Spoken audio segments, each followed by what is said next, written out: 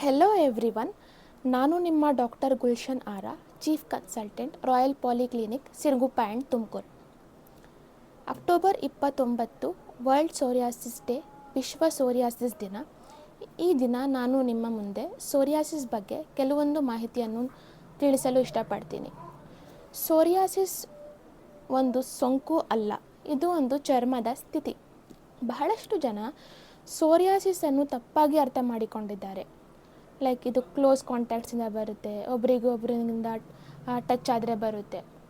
Psoriasis ಸೋಂಕು ಅಲ್ಲ, ಇದಕ್ಕೆ ಆಟೋ ಇಮ್ಯೂನ್ ಡಿಸೀಸ್ ಅಂತ ಕರಿತೀವಿ. ಆದರೆ ನಿಜವಾದ ಅರಿವು ಬೇಕಾದದ್ದು ಬೆಂಬಲ ಮತ್ತು ಚಿಕಿತ್ಸೆ. ಸರಿಯಾದ ಆರೈಕೆಯಿಂದ ಸೋರಿಯಾಸಿಸನ್ನು ನಿಯಂತ್ರಿಸಬಹುದು.